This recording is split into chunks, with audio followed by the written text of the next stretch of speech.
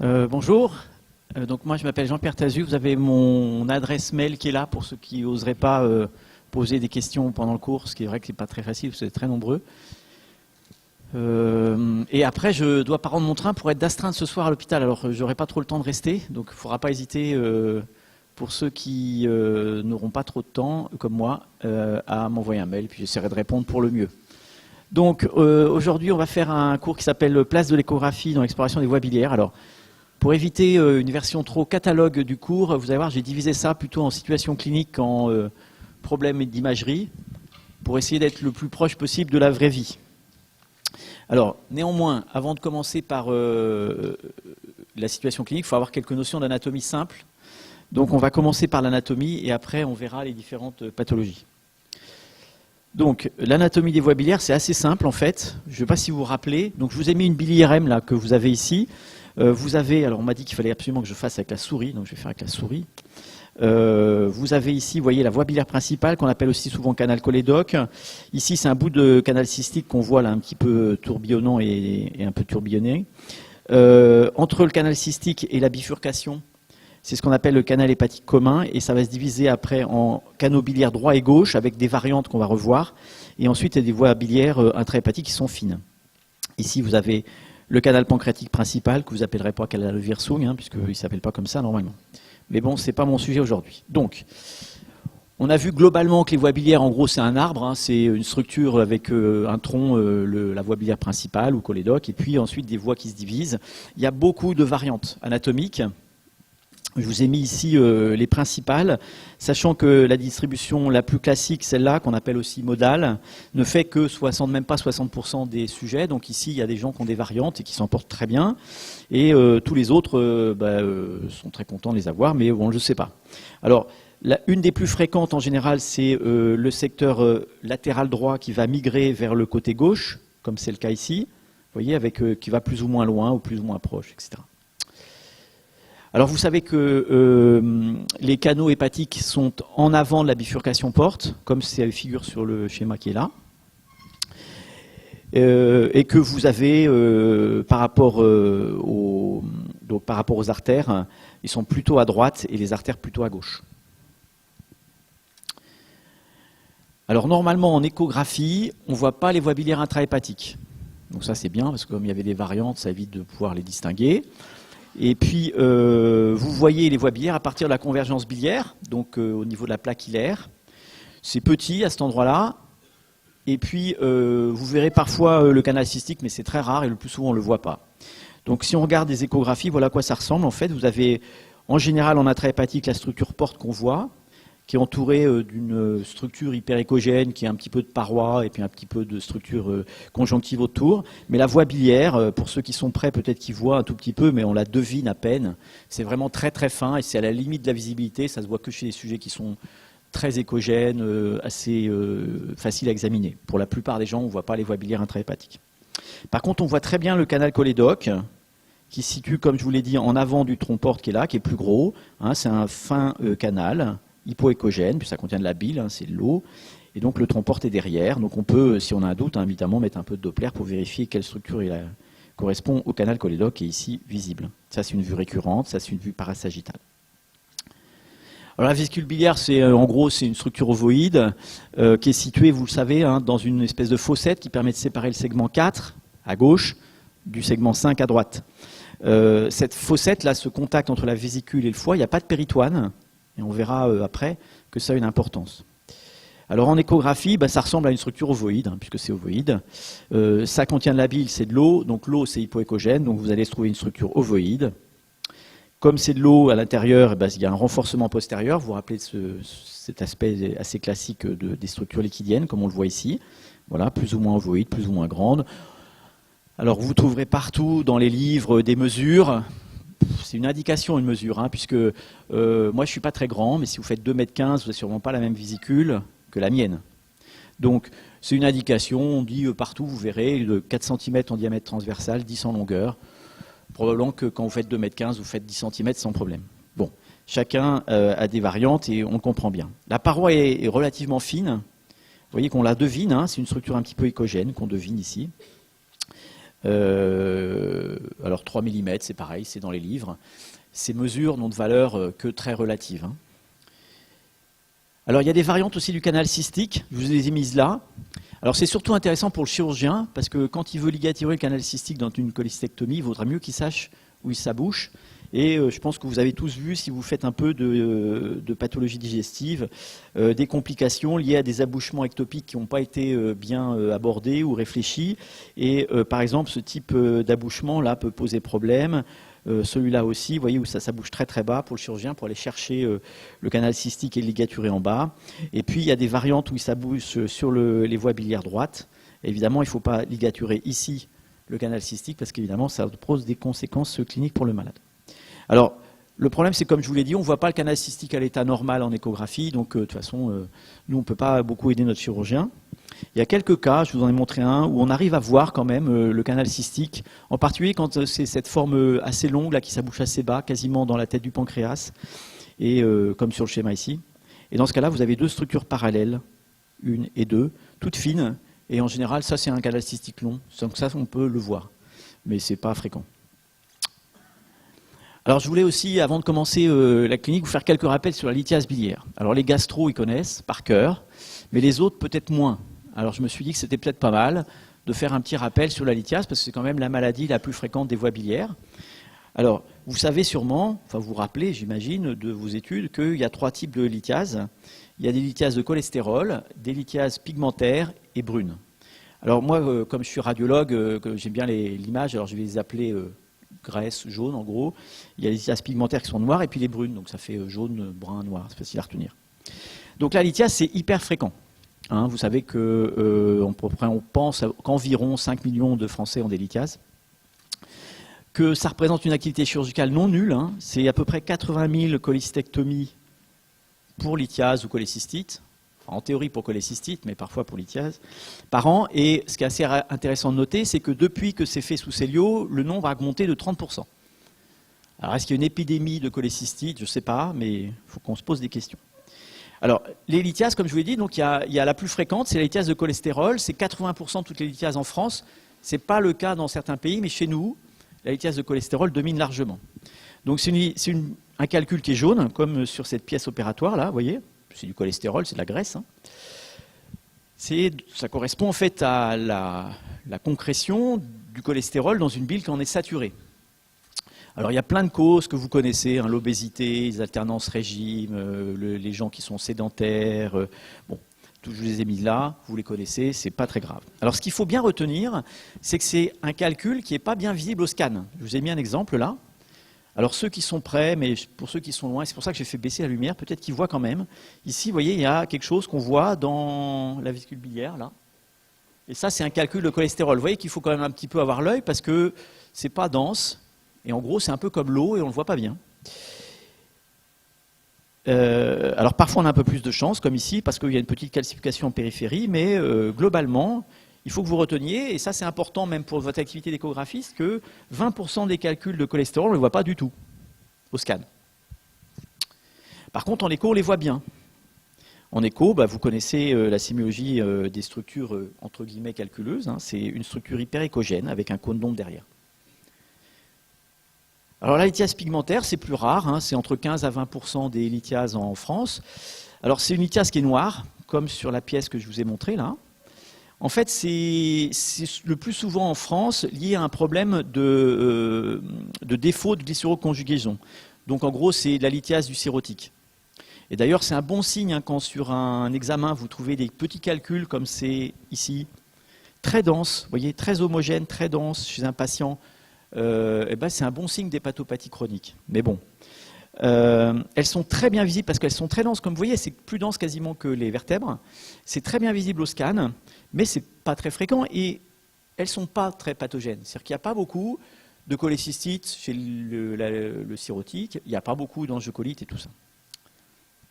Alors en écho, elles sont visibles comme les autres. Hein. C'est le même aspect. Et puis la lithiase pigmentaire est carrément très rare chez nous. La lithiase pigmentaire, c'est lié à la production par une bactérie d'une bêta-glucuronidase qui va en fait polymériser la bilirubine. Donc c'est lié aux infections chroniques des voies biliaires, hein, donc c'est pas très fréquent en France. Ce sont des lithiases qui sont brunes, comme vous le voyez ici, qui sont très friables, contrairement aux précédentes, qui peuvent être parfois un petit peu denses, mais pas trop, et parfois même contenir des bulles de gaz, parce qu'en fait la bactérie elle produit un peu de gaz, et donc vous avez cet aspect très particulier là au scanner de petites bulles de gaz dans la vésicule.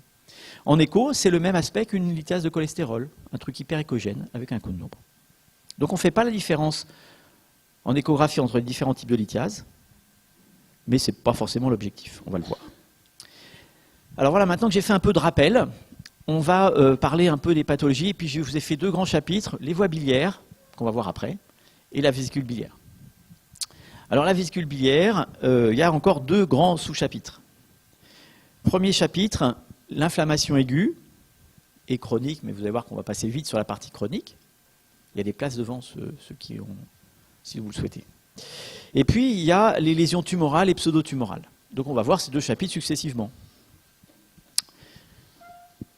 Alors un mot sur les lésions inflammatoires de la vésicule.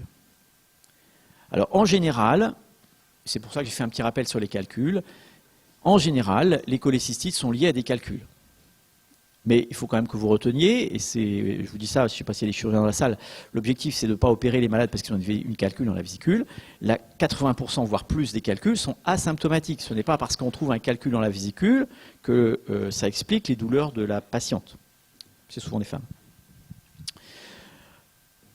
Alors vous voyez qu'on estime que le taux de symptômes est d'environ 20 à 30% dans les 20 à 30 ans qui suivent le diagnostic de calcul. Pas beaucoup, ça fait à peu près 1% par an. Et que les complications, elles sont effectivement possiblement graves, mais qu'elles sont relativement rares. On va revenir là-dessus. Alors, c'est quoi la clinique? Et ça, c'est très important. On ne fait pas de l'écho si on n'est pas un clinicien, hein. Donc, vous savez que classiquement, la douleur de la vésicule, ça s'appelle une colique hépatique. Vous avez tous appris ça. Mais c'est totalement faux. Donc il faut se réapproprier un petit peu les choses et réfléchir. Une colique, hein, vous savez, c'est normalement quelque chose de très brutal, qui commence très brutalement, qui disparaît assez vite, qui parfois est un peu spasmodique, etc. En fait, c'est pas ça. Alors cette colique hépatique, elle est liée en général à la migration d'un calcul qui vient se bloquer dans le collet, mais c'est une douleur qui est plutôt épigastrique, contrairement à la notion générale en pensant que c'est là. Hein. C'est souvent épigastrique. C'est plutôt permanent que vraiment de type colique. Il n'y a pas de renforcement, il y a plutôt une gêne inspiratoire. Ça dure assez longtemps. C'est plutôt postprandial, ça peut commencer en début de nuit, il peut y avoir des vomissements associés, et puis ça va régresser lentement, pas du tout comme une colique. Donc le terme que vous devriez utiliser, enfin que j'espère que vous utiliserez dorénavant, ça va être douleur biliaire, et pas colique, s'il vous plaît, parce que le foie n'a rien à voir dans l'affaire. Hein, une colique hépatique, le foie il a pas mal, et puis c'est pas une colique. Donc on va appeler ça une douleur biliaire. Donc cette douleur biliaire, quand elle s'accompagne de sa migration de ce calcul qui vient se bloquer dans le collet de la vésicule, eh ça va former une cholécystite aiguë, parce que il y a mise sous tension de la vésicule. Cette mise sous tension va entraîner une stase de liquide, une inflammation locale et une infection. Et donc vous allez avoir l'association de douleur biliaire, et pas de colique hépatique s'il vous plaît, de douleur biliaire et de fièvre. Donc le tableau il est assez simple, hein, c'est une douleur de type biliaire et une fièvre. Souvent, vous palpez, les gens ont mal dans la région autour de la vésicule. Parfois en épigastrique, hein, je vous le rappelle. Alors en échographie, le diagnostic est très simple. Puis comme c'est fréquent, c'est bien que ça soit simple. Donc vous devez avoir 2 éléments sémiologiques que vous devez rechercher.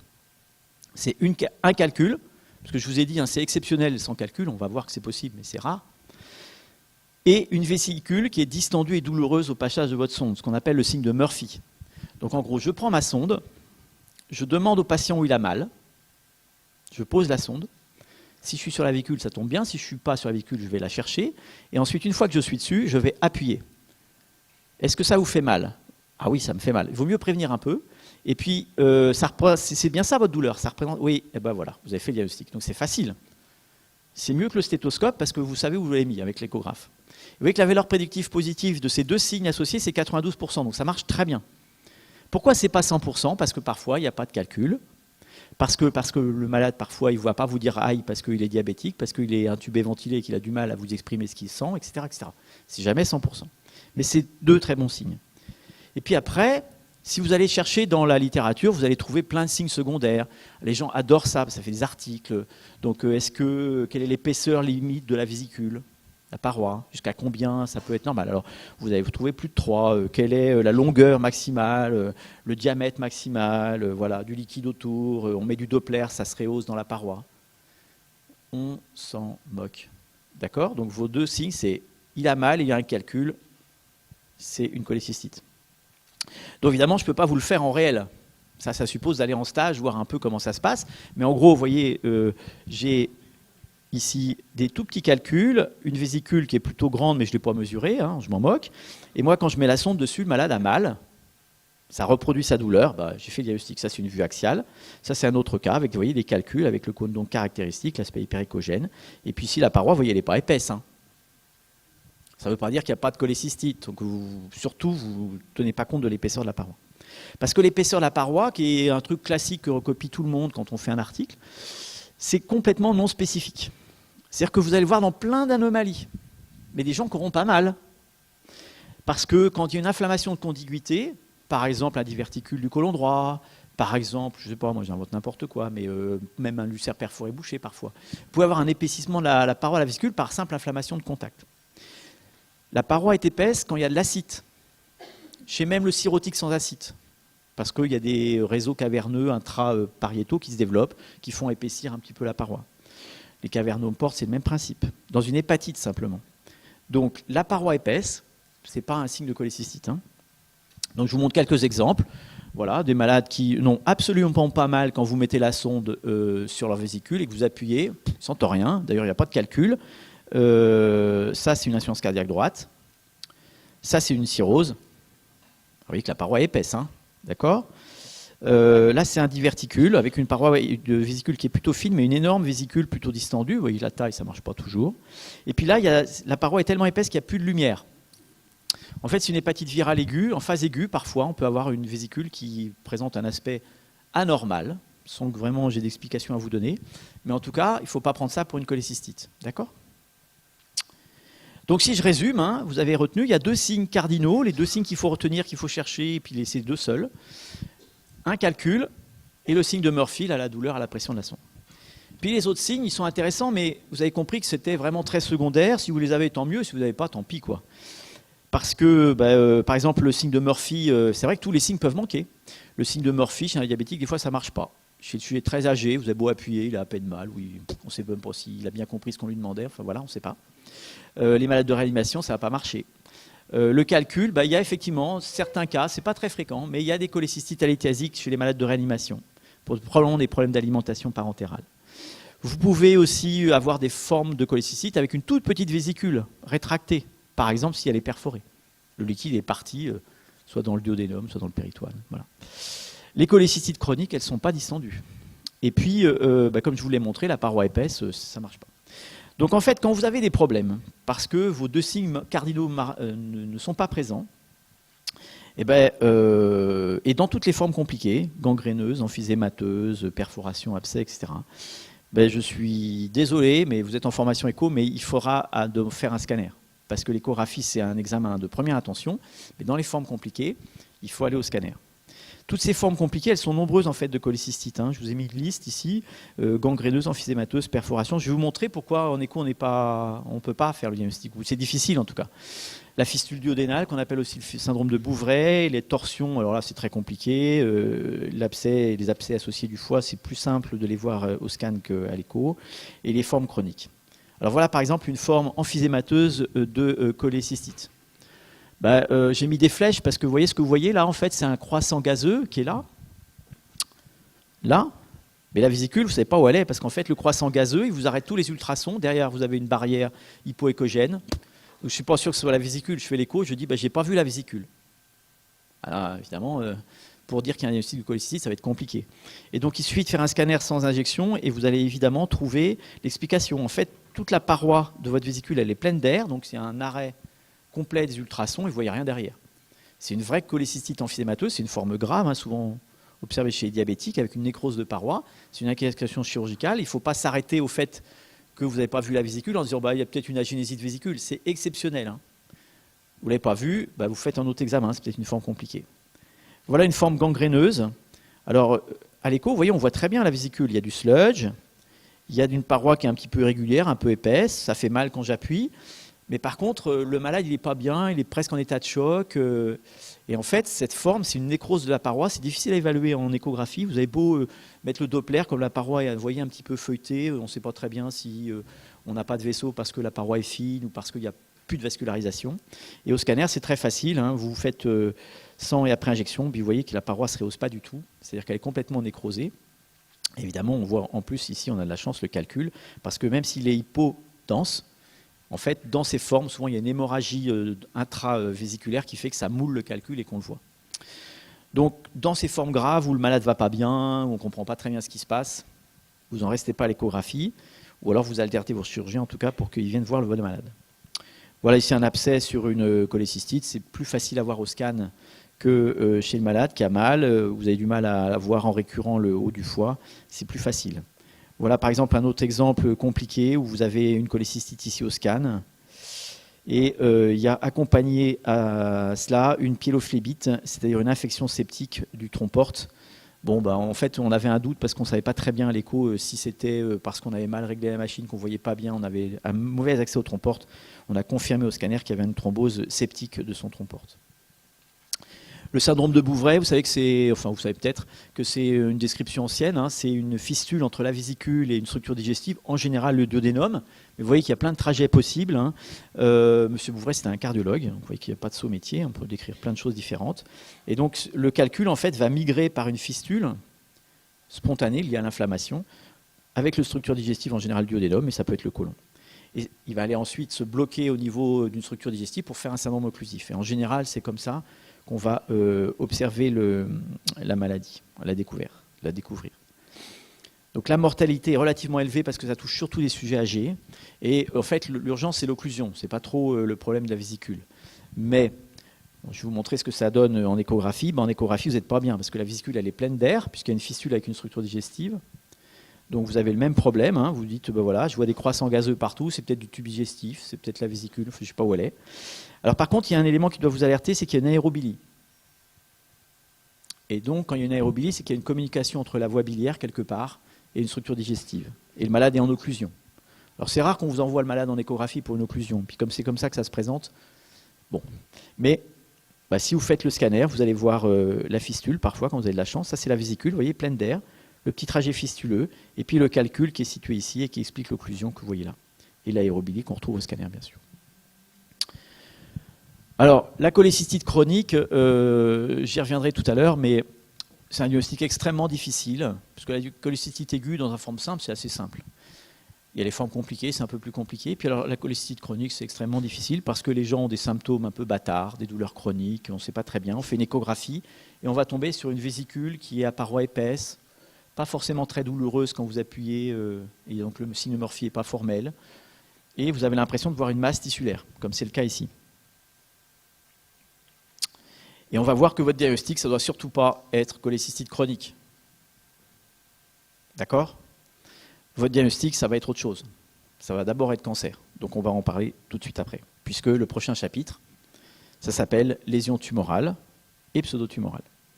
Alors là encore, pour être assez schématique, pour éviter de faire un énorme catalogue de trucs exceptionnels que personne n'a jamais vu, sauf celui qui écrit l'article, et encore, c'est pas sûr, on va voir ce qu'on peut diagnostiquer en écho et puis ce qu'on ne peut pas faire. Parce que comme toujours, en imagerie, on ne fait pas tout, on n'est pas à la patte. Donc il y a 4 choses que vous devez pouvoir diagnostiquer en échographie. La cholestérolose, le polype de cholestérol, l'adénome, enfin le polype adénomateux et l'adénomiose typique. Ça, c'est les 4 choses que vous pouvez faire. Le reste, il faut mieux être prudent. Alors c'est quoi ces trucs-là ? On va voir ça tout de suite. En gros, si vous n'êtes pas sûr de ces 4 diagnostics, parce que vous n'avez pas assez d'expérience, parce que c'est difficile, parce que les malades n'est pas très écogène, et vous faites d'autres examens. D'accord ? Donc, comme à chaque fois, hein, j'ai un doute sur quelque chose dans ma vésicule, même en pathologie inflammatoire ou en pathologie tumorale, ça sera scanner, ou pour l'adénomiose, on va le voir, l'IRM qui est un excellent examen. Alors la cholestérolose, c'est quoi ? C'est des petits dépôts de cholestérol dans la paroi. Alors en général, il y en a plein, c'est hyper écogène, C'est tout petit en général. C'est pas mobile, contrairement à un calcul. Vous savez, le calcul, c'est hyper écogène, mais il y a un cône d'ombre derrière, si vous réglez bien votre machine.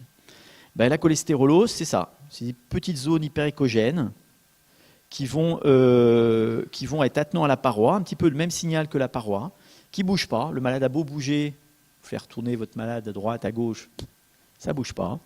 C'est souvent petit, il n'y a pas de cône d'ombre. C'est de la cholestérolose, c'est bénin, on ne fait rien, bien sûr. Alors parfois, quand c'est un peu plus gros, on va parler de polype cholestérolique. Et puis l'adénome vésiculaire ou le polype adénomateux, c'est beaucoup plus rare, mais là c'est une lésion tissulaire. Donc le signal, l'écostructure, est un peu moins hyperécogène. Quand c'est pas trop petit, vous pouvez mettre un Doppler dedans, vous allez voir des vaisseaux. Si vous injectez un produit de contraste ultrasonore, vous allez voir ça se rehausse. C'est en général unique. Bon, je vais vous montrer une forme multiple, mais en général c'est unique. Il n'y en a qu'un. Et alors il n'y a qu'un truc à retenir, super important, c'est que s'il fait plus de 10 mm, c'est chirurgie. Parce qu'en fait, c'est un peu comme le polype du côlon.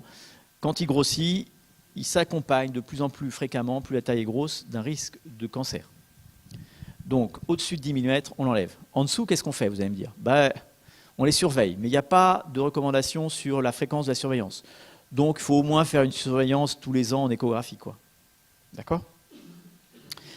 Donc, voilà la cholestérolose. Voilà les petites structures hyperécogènes qu'on voit partout. Là, il y en a aussi, vous voyez, ici, tous ces petits trucs-là.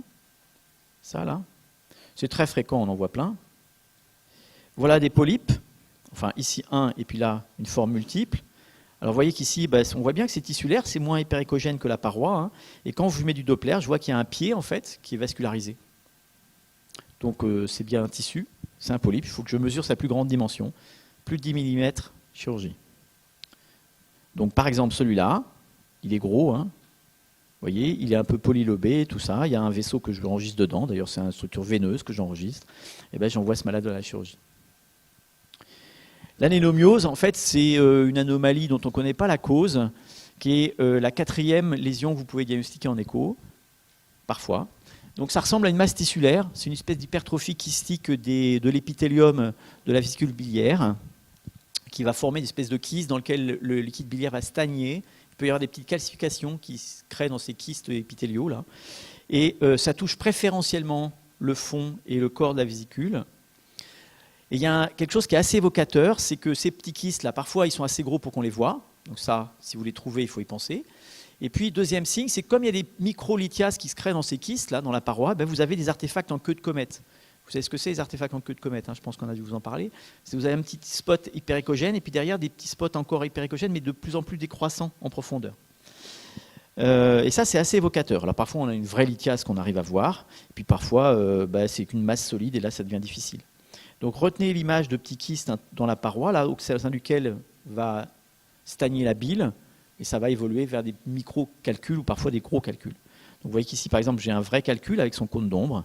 Et puis ici, j'ai des artefacts en queue de comète. Vous voyez cette espèce de petites zones hyperécogènes qui vont de la superficie à la profondeur, progressivement s'amenuisant. Voilà un autre exemple d'anénomiose. Hein, ça touche le fond de la vésicule. Vous voyez, c'est pseudo-tissulaire. Mais quand je regarde, j'ai des artefacts en queue de comète à l'intérieur. Vous pouvez sensibiliser votre détection de ces artefacts en mettant du Doppler couleur. Ça donne ces images d'artefacts, là, comme s'il y avait des vaisseaux, mais en bande, vous voyez, qui vont de la superficie vers la profondeur. Ce qu'on appelle le Spiegel artefact. Peut-être que vous avez vu ça déjà. Voilà d'autres exemples avec ces artefacts en queue de comète, vous voyez qu'on voit très bien ici. Alors au scanner, c'est pas souvent très facile de faire un diagnostic, mais en IRM, c'est très très facile parce que les microkystes, on les voit dans la paroi, et ça donne cet aspect dit en grappe de raisin de plein de kystes contigus qui sont les uns à côté des autres. Donc si vous avez un doute, IRM, et puis voilà, c'est simple, c'est une séquence quasiment, puis le diagnostic est fait. Alors je vous montre des formes difficiles, hein. Voilà une forme difficile, ça c'est impossible de dire que c'est une adénomiose sur cette image. C'est un truc tissulaire du fond de la vésicule biliaire. Voilà une coupe transversale. Mais vous voyez que si je prends un peu de temps pour regarder, je vais trouver un petit artefact en queue de comète là. Et ça doit vous faire évoquer le diagnostic d'adénomiose. Alors ce malade, il y avait en plus un petit polype tout petit qu'on a vu ici. En fait, la vraie chose auquel il faut que vous pensiez tout le temps, toujours, en permanence, et de façon répétée, c'est le cancer de la vésicule. Le cancer de la vésicule, c'est pas très fréquent. Vous savez que typiquement, c'est plutôt la femme âgée qui a un calcul, peut-être sur cholestite chronique. Malheureusement, le pronostic est absolument catastrophique. Vous voyez, je vous ai mis pronostic à 5 ans qui est inférieur à 5%, en partie parce qu'on les découvre très tard. Et pourquoi on les découvre très tard? Parce que les gens ont peu de symptômes. C'est une masse tissulaire qui va vite être infiltrante, mais il faut retenir c'est une masse tissulaire. Donc une masse tissulaire dont vous n'êtes pas certain de la nature, une adénomyose dont vous n'êtes pas sûr, une cholécystite chronique, avant de dire ça, il faut vraiment être très très sûr de vous, et c'est un cancer jusqu'à la preuve du contraire. Et il vaut mieux faire enlever une vésicule à tort, parce que c'était une cholécystite chronique et puis tant pis, que de laisser la malade évoluer. Donc l'échographie, c'est plutôt du dépistage. Je vois une anomalie dans la vésicule qui est tissulaire, je ne sais pas ce que c'est, j'envoie faire un scanner ou une IRM, et après le chirurgien. Ce n'est pas du diagnostic, hein. C'est difficile, je vais vous montrer. Donc retenez au moins un message important, c'est qu'une masse solide de la vésicule biliaire, c'est a priori un cancer, jusqu'à temps que vous puissiez montrer que c'est un polype adénomateux simple, que c'est une adénomyose. Mais si vous n'en êtes pas sûr, surtout vous ne mouillez pas. Alors vous avez tous appris pendant votre internat qu'il y a plein de facteurs de risque, hein, mais il y en avait un très classique en imagerie, c'est la vésicule porcelaine, on n'en voit jamais. Mais donc j'ai trouvé ça dans les archives, vous savez, c'est la calcification de la vésicule, la paroi à la vésicule, qui est une forme en fait de cholécystite chronique, et que donc on va voir sur les ASP quand on faisait des ASP. Mais comme on n'en fait plus, c'est historique. Et en écho, ça se présente comme ça, avec un aspect calcifié et fin de la paroi de la vésicule. Bon. En fait, ce qu'on va voir surtout, nous, c'est une masse tissulaire. Alors une masse tissulaire dans la vésicule, c'est parfois pas évident, hein. Vous voyez ici, il y a deux calculs là, et puis là, il y a un aspect un petit peu bizarre, hypo-échogène du foie au contact, dans le segment 5. Ça, c'est la coupe transversale, vous voyez qu'on voit encore l'épithélium là, de la vésicule, et puis autour, ça a l'air un peu bizarre et infiltré. Voilà une autre coupe, là, on voit bien ici qu'il y a un aspect un peu hypo-échogène autour d'une structure centrée par le calcul. C'est pas très facile déjà d'arriver à repérer la vésicule là-dedans. Et puis on ne comprend pas bien pourquoi le foie est bizarre autour. Et quand on fait le scanner, c'est quand même plus facile de voir que vous avez le calcul là et la masse qui est autour, centrée, en fait, qui est une infiltration du foie par la tumeur vésiculaire, simplement parce que comme il n'y a pas de péritoine, hein, je vous le dis, entre la vésicule et le foie, ça envahit très rapidement le foie. Voilà un autre exemple. Si vous me dites que c'est très très facile de dire que c'est un cancer de la vésicule, vous êtes très fort. Moi, je ne savais pas. Voilà, la vésicule est là. Ça, c'est la paroi qui est infiltrée et l'envahissement au sein du foie. Bon, on a une espèce de truc là, on ne sait pas trop où on est d'ailleurs, on ne sait pas ce que c'est. Et puis il y avait même une lésion dans le foie à distance, qui en fait était une métastase de sa lésion primitive de la vésicule. Mais quand vous faites le scanner, c'est facile, hein, parce qu'on voit la vésicule et vous avez l'infiltration tumorale de tout le lit vésiculaire. Comme malheureusement, on voit beaucoup de malades. Voilà ici des polypes tumoraux, hein, c'est pour vous rappeler que quand ils sont gros, les polypes, hein, a priori c'est des cancers. Ceux-là, ils étaient tous cancéreux. D'accord? Donc, cholécystectomie. Là, une énorme masse dans la vésicule, vous voyez, hétérogène, avec des calcifications, peut-être un calcul, je ne sais pas trop. Et ça, c'est en échographie. C'est tissulaire, c'est plus d'1 centimètre, chirurgie. Et ça, c'est une femme beaucoup plus jeune, 35 ans, vous voyez une masse du fond de la vésicule, qui est tissulaire au scanner. Et chirurgie. Alors, vous ne confondrez quand même pas, par contre, du sludge avec une masse tissulaire, hein. Donc, il suffit, le sludge, vous savez, c'est la bile épaisse. Il suffit de faire bouger votre malade et vous voyez que ça bouge.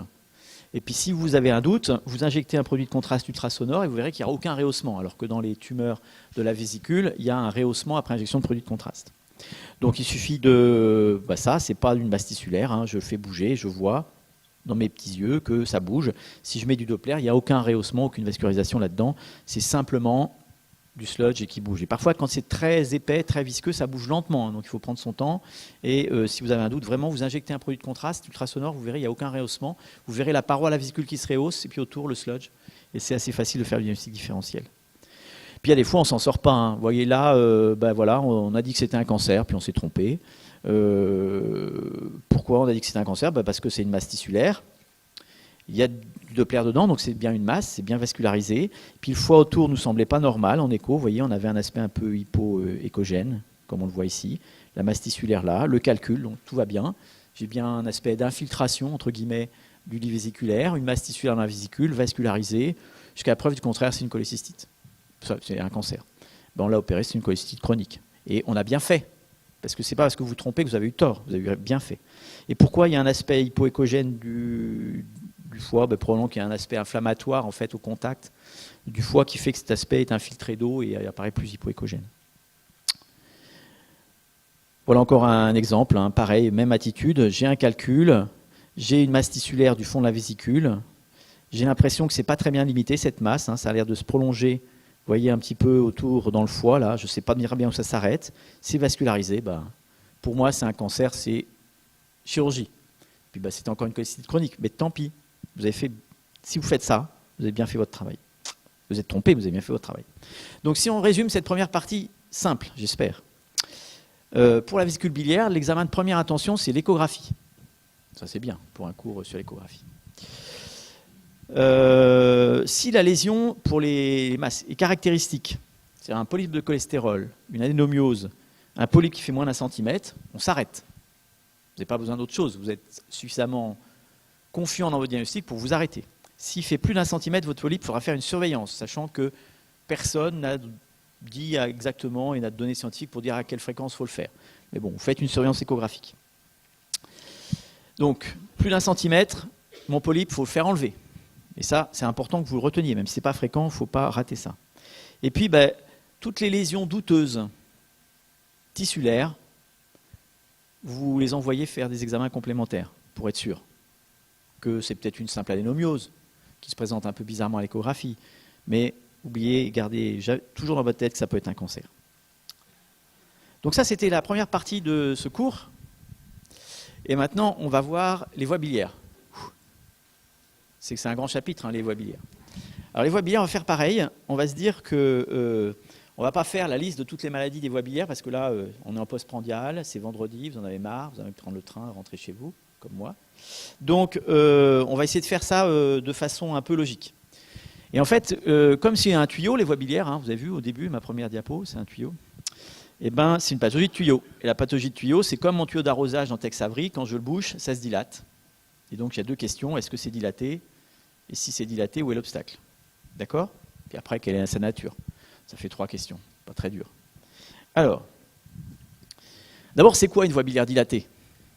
Parce que avant de faire un diagnostic brillant, c'est quoi une voie biliaire dilatée? Ce n'est pas quelque chose de si facile, parce que la voie biliaire, c'est un peu comme une structure porte, vous êtes d'accord, hein, c'est quelque chose qui s'effile progressivement et ça devient de plus en plus mince et fin au fur et à mesure qu'on va dans le foie. Donc il n'y a pas de diamètre normal. Alors ça, on déteste, nous, en imagerie. Les gens, ils aiment bien avoir des valeurs maximales. Bon, alors, en fait, le principe est simple, c'est que votre voie biliaire, elle ne doit pas être plus grosse que la moitié, là j'ai mis 40%, mais que la moitié de la structure porte qui est satellite. Yes? Donc si votre tronc porte fait, par exemple, 10 mm, votre voie biliaire, elle ne fait pas plus de 5. On va voir qu'on accepte un peu plus. Mais en gros, c'est ça. Donc en attrait hépatique, c'est pareil. Normalement, je ne vois pas les voies biliaires. Si je les vois déjà, c'est bizarre. Mais elle ne doit pas être plus grosse que la structure porte. D'accord? Alors la voie biliaire principale, il y a d'énormes travaux avec des milliers de patients inclus. Bon, on sait que ça augmente un petit peu le diamètre avec l'âge. Je vous ai mis, vous voyez, les valeurs normales. Donc en gros, comme on a la valeur normale, vous voyez qu'il y a 4 mm à peu près, le maximum de ce qu'on obtient, puisque le tronc porte est à 10, hein, c'est bien la moitié. Et on dit, voilà, c'est toujours inférieur au double de la normale. Comme ça, on a balayé large sur la courbe gaussienne de la normalité. Donc en gros, on accepte qu'un canal cholédoque ne fasse pas plus de 8 mm. Allez, 10 si vous voulez, chez quelqu'un qui est âgé, mais pas plus. D'accord?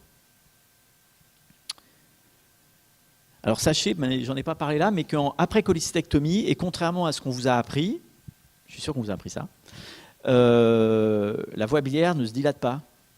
Parce que ça, oui, je vois quelqu'un qui a fait, mais non. Il y a de très belles études pareilles, avec des milliers de patients qui ont étudié des gens après cholécystectomie pendant des années. Il n'y a aucune dilatation de la voie biliaire après cholécystectomie, d'accord?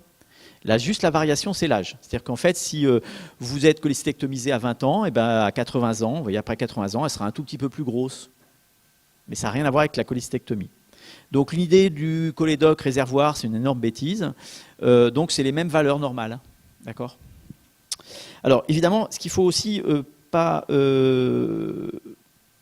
ce qu'il faut savoir, c'est qu'il ne faut pas prendre à tort des structures normales ou pseudo-normales pour des voies biliaires dilatées.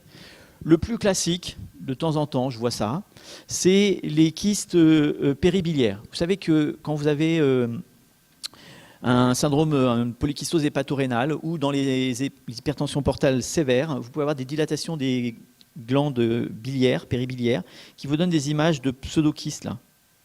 Ça, là. autour des structures portes. Alors au scanner, c'est plus facile à comprendre parce qu'on voit mieux tous ces petits kystes. Ça, c'est pas des voies biliaires, hein. Les voies biliaires, c'est un tuyau. Donc quand ça se dilate comme un tuyau. Ça augmente globalement de calibre partout, pareil. Ça, c'est plein de petits kystes les uns à côté des autres. Ce sont des glandes qui se dilatent. C'est associé à l'hépatopathie chronique en général, sévère. Et il y a un contexte, mais prenez pas ça pour des voies biliaires. Donc comme je vous l'ai dit, après cholécystectomie, il faut retenir 8 mm. C'est les mêmes valeurs. D'accord ? Et ceux qui ne me croient pas, parce qu'il y en a toujours, je vous ai mis en bas les références de ces études monstrueuses avec souvent 2000, 3000 malades suivis pendant des années qui ont démontré que ça ne se dilatait pas. Mais on continue à marquer dans les articles que ça se dilate, hein, je sais. Alors, donc une fois qu'on sait qu'une voie biliaire est dilatée, la deuxième question, maintenant on va essayer de voir c'est quoi une cholestase. Parce que quand ça se bouche, normalement, il doit y avoir une cholestase.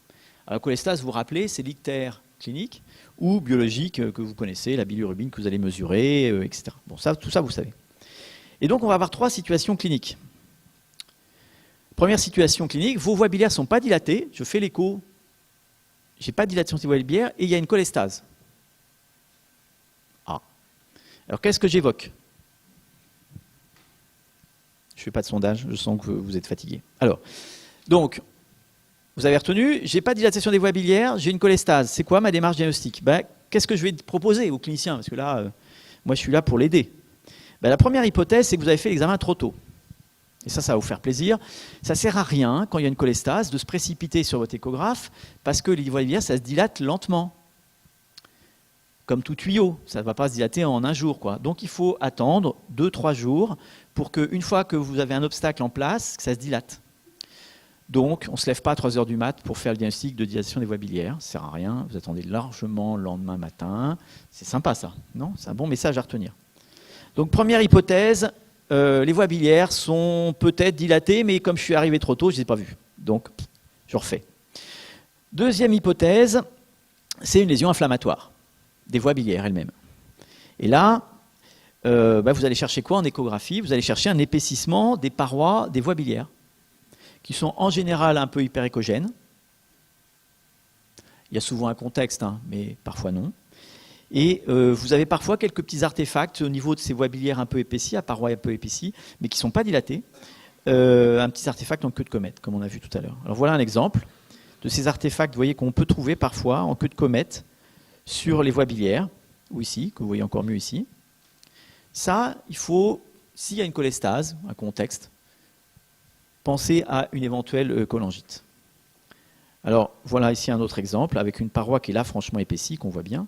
Vous voyez ici, on voit très bien la paroi épaissie qui est quasiment dédoublée. Hein. C'est la voie biliaire principale. Donc il y a une inflammation. Et même, vous voyez, on en avait zoomé, fait un peu de Doppler pour faire une belle image. Et vous voyez très bien que c'est hypervasculaire. Donc là, c'est une cholangite infectieuse. On va y revenir. Voilà encore un autre exemple sur une cholangite sclérosante primitive avec une paroi qui est épaissie. Ici, même la paroi de la vésicule était un peu épaissie. Et puis, vous voyez, vous retrouvez en intrahépatique ici sur les branches gauches, cet aspect un peu épaissi des parois. Ici, en coupe transversale, avec ici, vous voyez, un aspect un peu hypoéchogène autour de la paroi de la voie biliaire. Alors évidemment, il n'y a pas d'aspect spécifique. Hein. Vous n'avez pas de signe spécifique en faveur d'une cholangite ischémique, médicamenteuse, IgG4, tout ce que vous voulez. Hein. C'est juste un aspect inflammatoire épaissi en échographie. Voilà un autre exemple. On ne peut pas en faire un diagnostic étiologique, on peut juste dire qu'il y a une cholangite parce que les parois sont un peu épaisses. Et ça, de façon assez globale et diffuse sur l'ensemble de l'arbre biliaire. Donc, vous vous rappelez, voie biliaire pas dilatée, cholestase, je suis venu trop tôt, j'ai des lésions inflammatoires. Est-ce qu'il y a d'autres hypothèses à évoquer? Oui, il y en a une troisième. Ça peut être une cause intrahépatique. En fait, c'est un problème de fonctionnement du foie. Et là, il y a 2 grandes catégories de pathologies possibles. Hein. C'est une fibrose, souvent à un stade avancé, cirrhose, ou alors une tumeur qui envahit quasiment tout le foie, donc il n'y a plus de foie fonctionnel, et c'est pour ça qu'il y a une cholestase. Alors, je ne vais pas revenir, parce que je pense qu'on a eu des cours excellemment faits, et beaucoup mieux que moi d'ailleurs, sur la fibrose hépatique. Pour ceux qui ne sont pas des spécialistes, vous vous rappelez, il y a F0 à F4, qu'on considère, même si au départ c'est décrit pour les cirrhoses virales, en général on les associe maintenant à toutes les causes. Et puis, en fait, quels sont les signes que vous allez rechercher, vous, qui pourraient être en faveur d'une hépatopathie chronique? C'est ça dont je voulais vous parler. Comme il y a une dysmorphie, au début il y a une hépatomégalie, Ça, vous savez mesurer le foie. Et puis en phase tardive, il y a des signes qui sont intéressants. Parce que le foie, en général, il ne s'atrophie pas de façon homogène. Et donc, vous avez souvent une atrophie du segment 4. Alors, ça se mesure par une coupe récurrente qui passe par le segment 4 et la plaque hilaire. Et vous allez mesurer le segment 4. Et s'il fait moins de 3,5 ou 4 cm de diamètre transversal, bah, c'est souvent que c'est petit. Et puis aussi, vous pouvez mesurer le segment 1 par rapport au lobe gauche. C'est-à-dire qu'en fait, vous faites une coupe parasagittale qui passe par le segment 1. Et vous faites un rapport entre le segment 1 et la totalité du foie. Et quand c'est au-dessus de 0,65, ça veut dire qu'il y a une hypertrophie du segment 1 et que donc il y a peut-être une hépatopathie chronique. Vous pouvez aussi, vous savez, rechercher l'écostructure grossière du foie. Ça, c'est assez classique, mais c'est un peu subjectif. Donc, il faut un peu d'expérience. C'est des espèces d'aspects un peu grossiers du parenchyme hépatique. Vous n'oublierez pas d'utiliser votre sonde superficielle parce que ça, c'est un excellent signe. Hein. Vous prenez, vous allez changer de sonde, vous passez en sonde de 10 MHz par exemple, vous mettez sur le foie et vous allez observer, comme c'est le cas ici, vous voyez des contours bosselés avec parfois même ici des nodules de régénération qu'on arrive à voir. Mais en tout cas, on voit quasiment tout le temps dans les hépatopathies chroniques cet aspect un peu de contour un peu bosselé du foie. Alors, normalement, dans les hépatopathies chroniques, il y a aussi un effet de compression des veines hépatiques et donc il y a une perte, vous savez, de l'aspect normal triphasique du flux des veines hépatiques.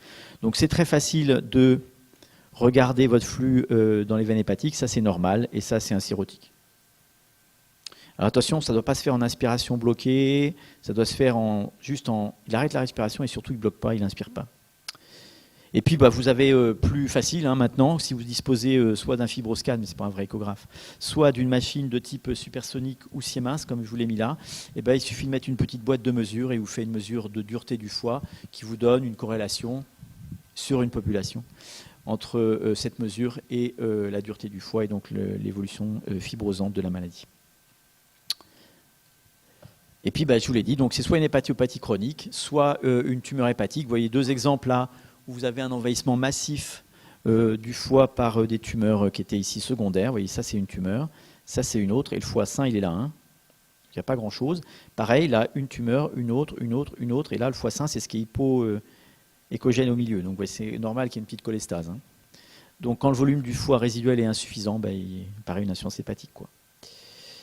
Donc j'avais 3 hypothèses. Il m'en reste une que vous pouvez toujours évoquer, mais qui est alors là pas du domaine de l'échographie, et qui est d'ailleurs je ne sais pas de quel domaine, c'est l'obstacle intermittent. Parce qu'effectivement, bah, vous pouvez avoir un obstacle qui explique une cholestase, mais s'il est intermittent, eh ben, entre les épisodes d'obstacle, vous n'avez pas de dilatation. Donc, vous ne voyez rien. Alors c'est quoi ça? Ça peut être un calcul qui est partiellement obstructif, donc ça parfois on peut le voir, mais ça peut être aussi un dysfonctionnement audien. Et là, aujourd'hui, il n'y a pas de méthode d'imagerie permettant de faire une diagnostic de ça. Donc c'est un diagnostic d'élimination, quoi. Donc, je résume, hein, cholestase, pas de dilatation des voies biliaires, j'ai 4 hypothèses. Deuxième situation, mes voies biliaires sont dilatées et j'ai pas de cholestase.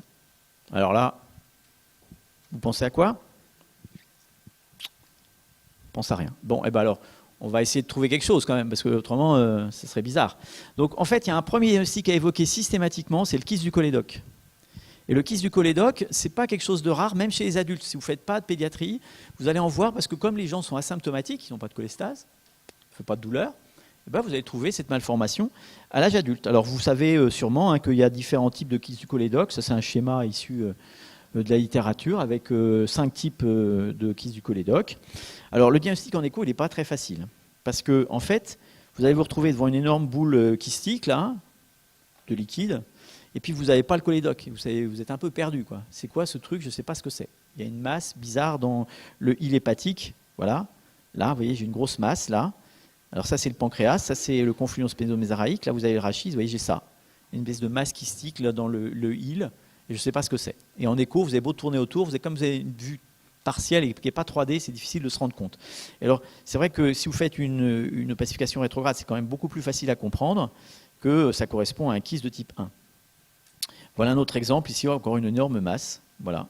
Alors là, on avait l'impression que vous voyez le canal cystique qui s'abouchait peut-être dedans, mais on n'en savait pas grand-chose. Et en fait, en faisant une IRM, c'est facile de voir que c'est un kyste du cholédoque qui est relié avec les voies biliaires. Donc c'est vrai que c'est quand même un diagnostic à évoquer devant une masse kystique du hile, mais qui n'est pas forcément facile à faire de façon définitive. Donc première hypothèse sur des voies biliaires qui sont larges, mais sans cholestase, eh ben, c'est un kyste du cholédoque. Deuxième hypothèse, et c'est un peu la même chose, hein, c'est la maladie de Caroli. La maladie de Caroli, en fait, ça correspond au type 5 des kystes du cholédoque dont je vous ai montré le schéma tout à l'heure. Ça correspond à une dilatation kystique des voies biliaires intrahépatiques. Alors, d'où ça vient cette maladie bizarre? Ben, en fait, il faut faire un peu d'embryologie. Comme je suis très très mauvais en embryologie, on a fait un schéma simplifié. Donc vous avez là sur votre gauche l'aspect des voies biliaires de l'embryon. Donc en fait, c'est assez bizarre parce que vous avez la structure porte qui est au centre d'une double couche épithéliale qui en fait forme la voie biliaire de l'embryon. Et quand l'embryogénèse évolue, vous avez normalement une involution d'une large part de cet épithélium pour donner des voies biliaires, vous voyez, qui forment un espèce de réseau de canaux autour de la structure porte. Ça, c'est l'état normal. Et puis, parfois, ça n'involue pas correctement. Et parfois, ça va involuer en laissant des voies biliaires normales, mais parfois des petits résidus de cet épithélium embryonnaire qu'on va appeler des amartomes biliaires. Ça forme des petits kystes partout, qu'on ne voit pas bien à l'écho, mais qu'on voit très bien à l'IRM. Et puis parfois, ça évolue encore moins bien, et il va rester un épithélium quasiment complet, embryonnaire, de la voie biliaire, et qui est donc anormal, et qui va se dilater. Mais ce qui est important de noter, c'est ce qui est sur ce schéma, c'est que la structure porte, elle centre quasiment cette voie biliaire anormale, comme chez l'embryon. Alors, vous vous rappelez sûrement qu'il y a une maladie, un syndrome de Caroli. Alors, je ne vais pas trop rentrer dans les détails parce que c'est peut-être la même forme de la maladie, on ne sait pas grand-chose. En fait, la maladie de Caroli, ça touche les voies biliaires intrahépatiques larges et il n'y a pas d'anomalie de la plaque ductale, alors que dans le syndrome de Caroli, il y a souvent une fibrose hépatique congénitale associée. Passons. En gros, nous, ce qu'on va voir à l'âge adulte, c'est plutôt une femme, et ça peut être un homme, assez fréquemment quand même à l'âge adulte, des gens qui vont faire des épisodes d'infection sur ces voies biliaires dilatées à répétition. Donc, on va en reparler, mais la cholangite classique, bactérienne aiguë, et ça récidive sans qu'il y ait de facteurs déclenchants chez les sujets chiants jeunes. Parfois même allant jusqu'à l'abcès hépatique. Et vous allez voir des lésions kystiques, donc un échogène, à paroi fine, arrondie, avec ce qu'on appelle en anglais le centroid dot sign, c'est en fait la structure porte qui est dans la voie biliaire. Et pas à côté, dans. Donc c'est un espèce de point que quand vous mettez en Doppler qui s'allume, qui correspond à une structure veineuse, qui est portale, et qui centre, plus ou moins, la voie biliaire. Donc en théorie dit comme ça a l'air facile. En pratique, à l'échographie, c'est pas évident. Hein. Parce que la structure porte, c'est un tube, vous avez du mal à l'individualiser dans cette espèce de structure dilatée. Et c'est vrai qu'au scanner, c'est beaucoup plus facile. Alors, je vous montre ce que ça donne en écho. Voilà, ça vous donne une structure un petit peu tourbillonnante, là, dilatée, anormale, avec on a l'impression qu'il y a des kystes, mais en fait, ça communique avec les voies biliaires. Ça correspond à ces structures-là, mais il faut arriver à se refaire une représentation dans l'esprit en 3D, c'est pas simple. Voilà un exemple, avec ici, vous voyez, ces structures pseudo-kystiques dilatées. Ici, il y a un calcul. Et en fait, c'est très très facile au scanner parce que vous avez la structure dilatée. Puis vous voyez, il y a un petit point là. Puis quand j'injecte mon produit de contraste, ce petit point se rehausse parce que c'est la structure porte qui, comme chez l'embryon, est centrée par la voie biliaire. Donc c'est très facile. Honnêtement, en écho, c'est pas facile. Donc vous allez dire, il y a une structure dilatée, peut-être serpigineuse et peut-être biliaire. C'est déjà pas mal. Puis après, vous pouvez faire d'autres examens. Je vous montre ici un exemple de forme localisée parce que ça peut toucher qu'un segment du foie. Vous avez ici, vous voyez, on voit les structures biliaires dilatées là. Et ici en écho avec, ici peut-être un petit calcul. Ici vous avez la structure porte et ici la voie biliaire dilatée. Vous voyez que ce n'est pas très facile. Hein. Vous voyez en fait un aspect de dilatation, ici segmentaire d'une voie biliaire sur un Caroli segmentaire. Donc, premier diagnostic kyste du cholédoque, maladie de Caroli qui est une forme de kyste du cholédoque, mais un petit peu plus diffuse. Et puis vous pouvez aussi avoir des dilatations sous-segmentaires ou segmentaires des voies biliaires, qui peuvent être liées à différentes causes. Alors ça peut être une séquelle d'un traumatisme, par exemple, d'une chirurgie. Ça peut être une chimioembolisation. Vous savez que quand vous faites une chimioembolisation, vous faites une embolisation artérielle, et donc vous allez arrêter la vascularisation des voies biliaires, qui sont vascularisées par les artères hépatiques, et donc vous pouvez faire une ischémie, et donc une sténose cicatricielle. Ça peut être après ablathermie. Je mets une aiguille, je fais chauffer à 100 degrés le foie, il y a des lésions hépatiques et biliaires qui peuvent entraîner des cicatrices cicatricielles. Voilà. Donc tout ça, c'est à confronter à l'histoire du malade. Et puis, ça peut être sur un obstacle. Et on va revenir au chapitre suivant. Donc, j'ai pas de cholestase. J'ai des voies biliaires qui sont dilatées. Kyste du cholédoque, oui, c'est variante, maladie de Caroli. Et puis, les dilatations segmentaires, qui, si elles sont très distales, ne vont pas entraîner de cholestase biologique ni clinique, mais qui peuvent être des causes variables. Troisième situation, mes voies biliaires sont dilatées et j'ai une cholestase. Bon, alors là, j'ai une cholestase, ça va être facile, non? Parce que je viens à ma pathologie de tuyau, hein. Si mes voies biliaires sont dilatées, c'est que l'obstacle est quelque part, il suffit de voir la dilatation, de la suivre jusqu'à temps que je tombe sur l'arrêt de la dilatation et je vais trouver donc la cause et la nature et la situation de cet obstacle. Alors, dans 80% des cas, l'obstacle, il est lithiasique. C'est pour ça que tout à l'heure, on a parlé des calculs. Alors, ça peut être autre chose. Et puis, alors là, il y a une liste presque sans fin, enfin, j'exagère à peine, une liste très longue des causes d'obstacles possibles. Mais retenez dans votre tête que quand on explore un patient, on cherche des trucs fréquents. Parce que si vous commencez à chercher toutes les causes, vous allez faire une écho par jour et ça va être long, quoi. Donc en gros, l'objectif, c'est de trier un peu. Donc on va chercher le truc le plus fréquent d'abord. Donc le plus fréquent, c'est l'obstacle lithiasique. Donc cette lithiase, elle peut être dans la voie biliaire principale, puis il y a d'autres causes après, hein. Ça va s'associer, ces lithiases, par exemple, à une pancréatite aiguë, à un syndrome de Merizzi et tout ça, on va voir ça. Alors, la lithiase va avoir une biliaire principale, la cause la plus fréquente. Et ben, c'est mon calcul qui va partir de ma vésicule, ici, là, et puis il peut s'évacuer tout seul. Il ne faut jamais oublier que ça peut s'évacuer tout seul. Il peut rester stagné dans le canal cholédoque, comme ça, et puis s'il y en a plusieurs, c'est ce qu'on appelle un empierrement. Plusieurs calculs qui peuvent s'accompagner ou pas d'une cholestase plus ou moins importante. Alors le calcul, dans la voie biliaire principale, vous savez parfaitement le reconnaître, hein, c'est un truc hyper échogène, comme je vous ai montré là.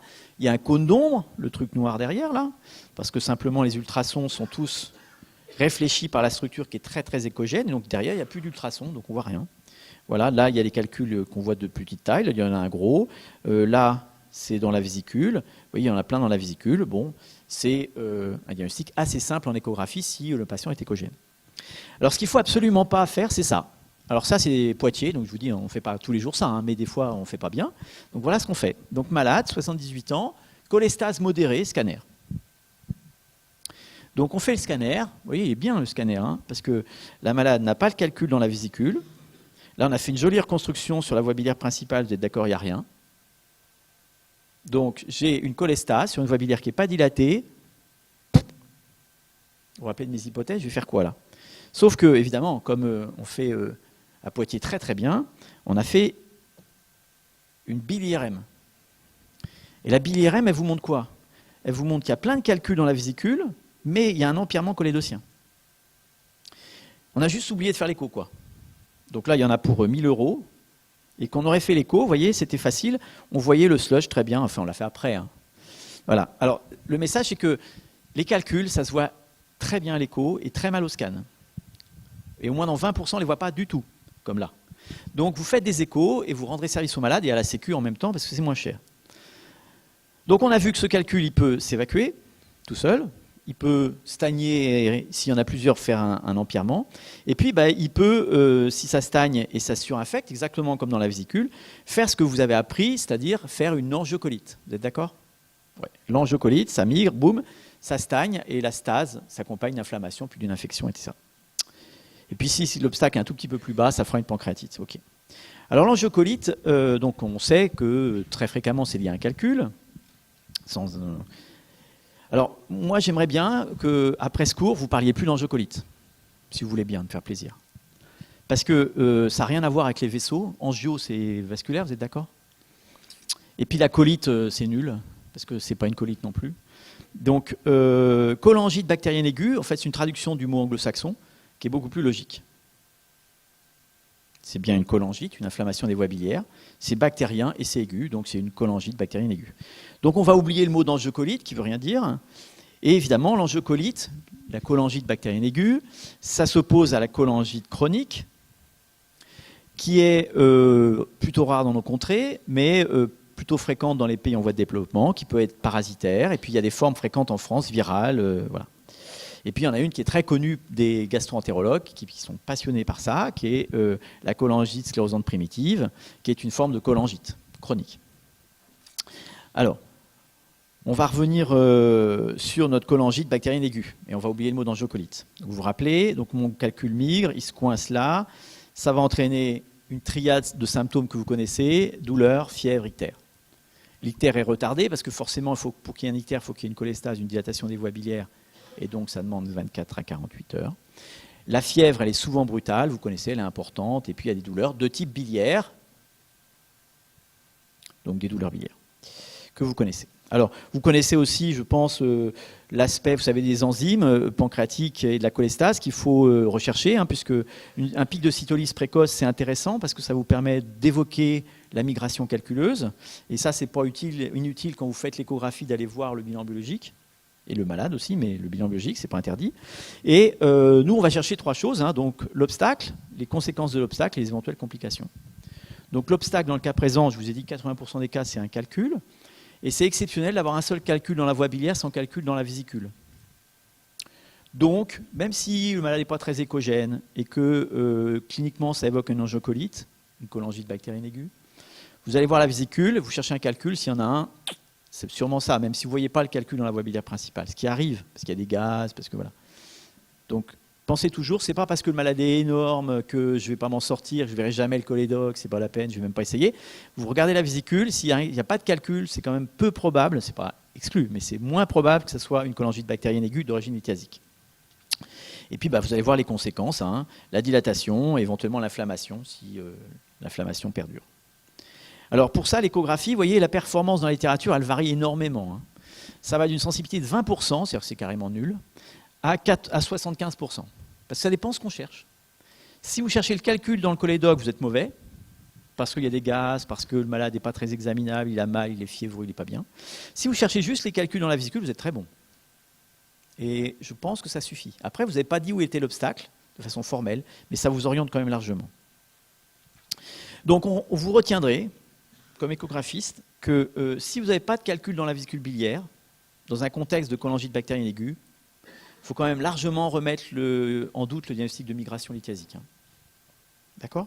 Alors ça ressemble à quoi un calcul ? Ça ressemble toujours à un calcul, c'est toujours la même chose. Donc, qu'il soit dans la vésicule ou dans le cholédoque, c'est pareil. Hein, donc un truc hyperéchogène, un cône d'ombre, voilà, vous pouvez le regarder dans tous les sens, il y en a parfois plusieurs.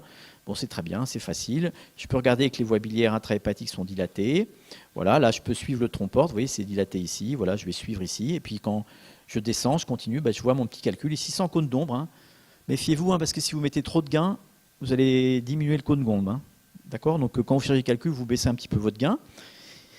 Voilà une forme plus évoluée qui a été un peu laissée négligée dans son lit. Alors vous voyez la voie biliaire qui est énorme, le calcul qui est là, et puis vous trouvez en fait un peu de pus partout, ce qui est hyperéchogène dans la voie biliaire. Et puis vous retrouvez l'aspect de cholangite dont on a parlé tout à l'heure, avec cet aspect épaissi de la paroi des voies biliaires.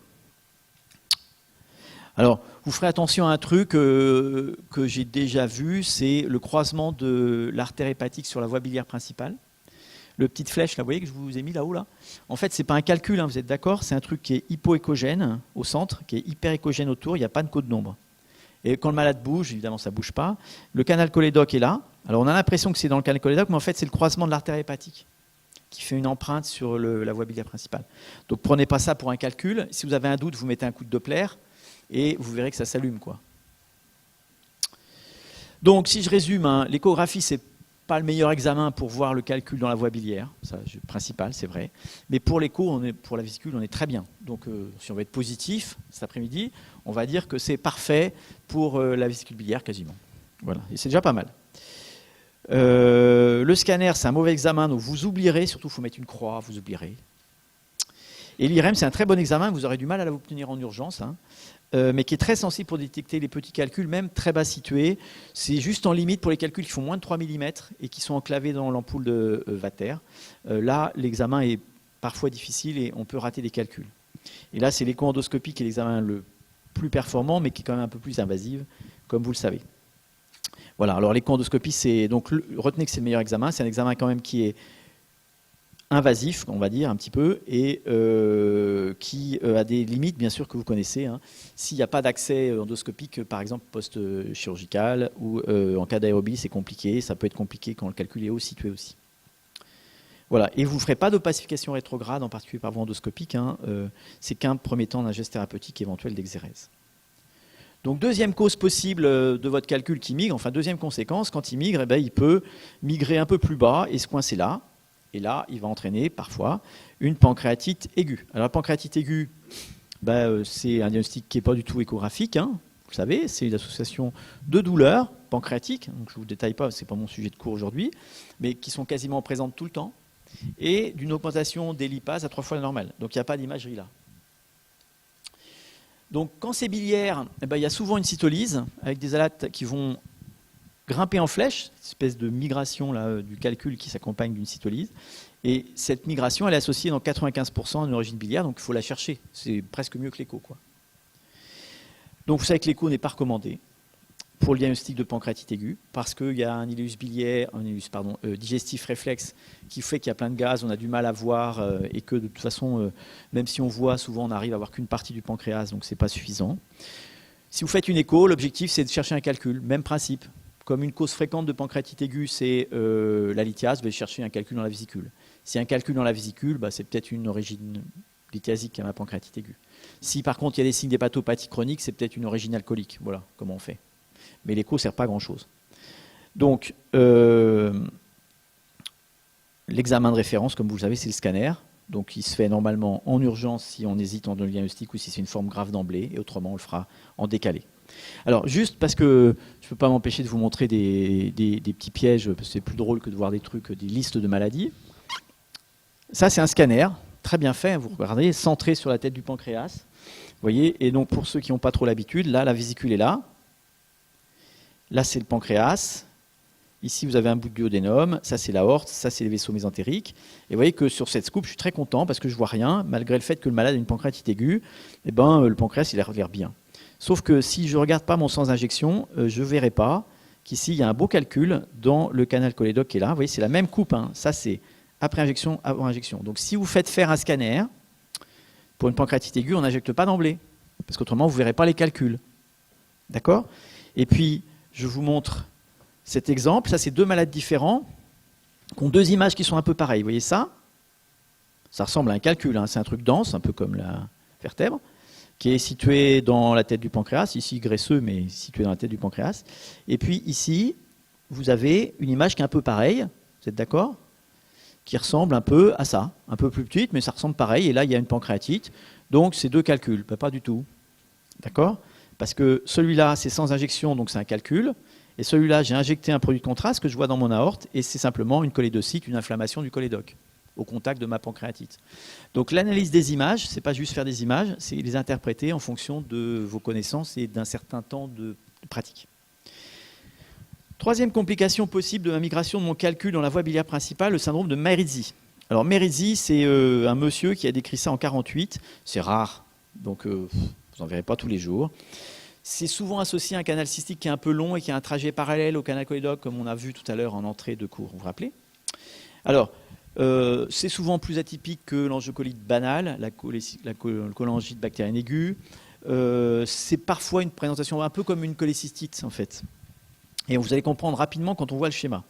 En fait, le calcul, il ne migre pas forcément totalement dans le canal cholédoque, mais il s'arrête dans le cystique. Et il y a une énorme inflammation du cystique au contact qui va venir comprimer la voie biliaire principale. Donc, il y a une dilatation au-dessus, il y a un canal biliaire en dessous qui est évidemment fin, et le calcul se situe là. C'est ça le syndrome de Merizzi. Alors, en échographie, ce n'est pas forcément toujours très facile, parce que comme le canal cystique, je ne le vois pas, j'ai l'impression de voir un calcul qui est proche de la vésicule, mais qui n'est pas vraiment dans la voie biliaire principale, que je ne vois pas parce qu'elle est complètement comprimée au niveau de la sténose, et au-dessus, c'est dilaté.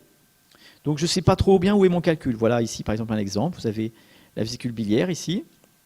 Ici, j'ai un peu de gaz. Et puis, vous voyez, j'ai un gros calcul là. Alors, est-ce qu'il n'est pas dans la vésicule, hein, puisque la vésicule est là. Mon calcul est là. Il est bien au contact et tout proche. Vous voyez, on le retrouve là. Et les voies biliaires, je ne vous ai pas montré, et sont dilatées au-dessus. C'est peut-être un syndrome de Merizzi. Voilà un autre exemple où vous avez ici, voyez un beau calcul, des voies biliaires qui sont un tout petit peu élargies au-dessus, un pancréas qui est normal, et des voies biliaires intrahépatiques qui sont dilatées. Ça pourrait être parfois pris à tort comme un calcul enclavé dans le collet de la vésicule. Hein. C'est parfois difficile. Et en fait, en IRM, c'est plus facile parce que vous voyez la vésicule qui est un peu distendue.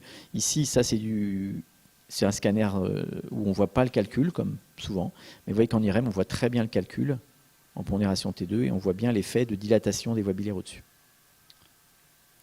Voilà un autre exemple où vous avez ici, vous voyez, on voit l'empreinte ici du syndrome de Mérisy, de l'inflammation sur la voie biliaire avec la dilatation dessus, c'est en IRM. Hein. Alors ce qui était étonnant chez cette patiente, c'est qu'elle avait eu une cholécystectomie il y a 38 ans avant. On peut se dire comment c'est possible.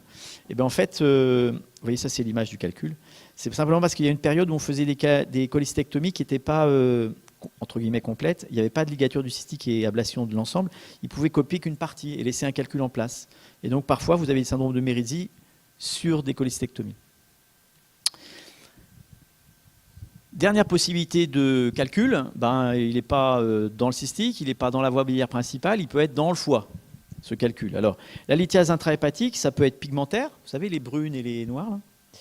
Donc, ça peut se voir dans toutes les cholestases chroniques, en particulier la maladie de Caroli, la cholangite sclérosante primitive.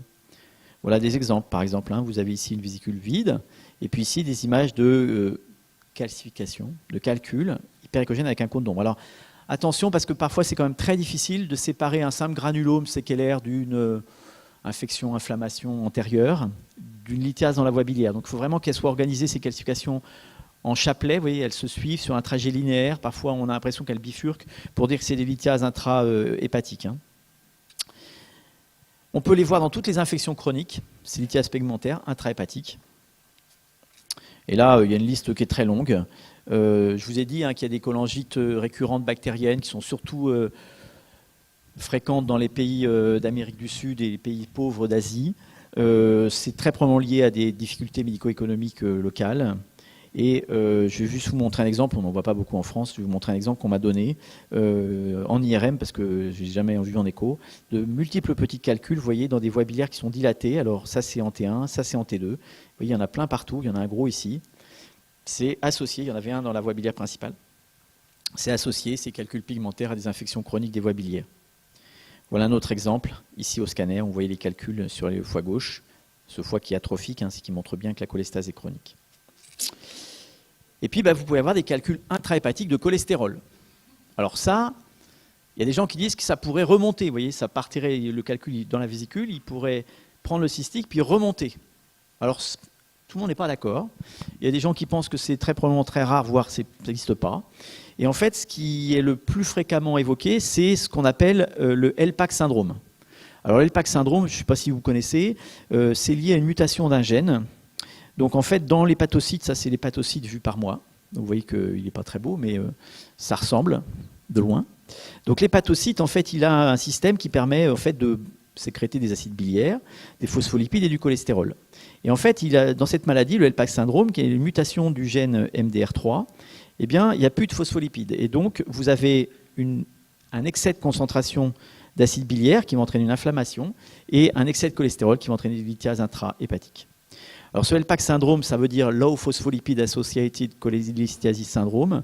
Donc, s'il y a des critères cliniques que les gastro connaissent bien, c'est des gens qui vont faire des lithiases à répétition, souvent débutant jeunes, avec du matériel échogène dans les voies biliaires. Donc, vous voyez que dans les critères majeurs, l'écho est présente. Donc, c'est important que vous connaissiez cette maladie, puisque ça fait partie des critères majeurs de la maladie. Alors, il y a souvent une cholestase chronique, modérée, d'évolution lente, voilà. Il y a des épisodes de complications qui sont assez fréquemment, il faut y penser, consécutifs à des grossesses. Et le traitement, c'est l'ursolvant. Alors, qu'est-ce qu'on va voir en écho ? Eh bien, on va voir parfois des calculs. Alors là, c'est caricatural, mais pas souvent. En fait, ce qu'on voit plutôt, c'est la boue biliaire. C'est des voies biliaires qui sont un peu larges, comme c'est là, le cas. Et à l'intérieur, il y a quelque chose d'échogène. C'est pas liquidien. C'est un peu large. Mais ce n'est pas du vrai calcul, c'est une espèce de boue, des petites structures échogènes. Alors si vous faites un scanner, sans injection, vous ne voyez pas grand-chose, parce que comme c'est du cholestérol, je ne vois pas les calculs. Mais par contre, vous voyez que c'est dilaté, ça c'est injecté, vous voyez qu'on voit très bien les voies biliaires dilatées. Donc j'avais un obstacle, on a vu tout ce qui est lithiasique, c'est long, Et puis il me reste quand même tout ce qui n'est pas lithiasique. Eh ouais. Donc si je n'ai pas de calcul, ben, j'ai peut-être d'autres hypothèses. Alors là, les hypothèses, c'est tout ça. Et vous vous dites, oh là là, mon Dieu, si on voit tout ça, on est mort. Ben non, on va faire comme toujours, on va faire ce qui est possible en écho et ce qui est fréquent. Parce que, par exemple, le lymphome du hile hépatique, vous n'en aurez pas tous les jours. Hein. Donc qu'est-ce qu'on voit assez fréquemment et qu'est-ce qui est possible de discuter fréquemment? Ben, le cholangiocarcinome, ça c'est fréquent. Enfin fréquent. C'est relativement fréquent. Alors, c'est fréquent parce que c'est quand même le deuxième cancer primitif du foie après le CHC, le carcinome hépatocellulaire. Alors vous connaissez probablement, j'ai mis ici sur le diaporama, les facteurs de risque. Donc vous récupérez tout ça, c'est plutôt quand même quelqu'un d'assez âgé. Et puis il y a souvent, parfois, ou pas toujours, mais un contexte d'infection chronique des voies biliaires. Retenez que maladie de Caroli, kyste du Caroli et les kystes du cholédoque sont associés à un facteur de risque de cholangiocarcinome. Hein. Quand vous faites ce diagnostic, ça a une conséquence pour le malade. Alors la complexité de cette maladie, c'est que d'abord elle est complexe, et elle n'est probablement pas unique, et puis qu'elle a donc des classifications différentes. Alors quand vous êtes chirurgien, vous séparez la maladie en des lésions centrales, qu'on appelle aussi la tumeur de Klatskin, et puis des lésions périphériques dites intrahépatiques.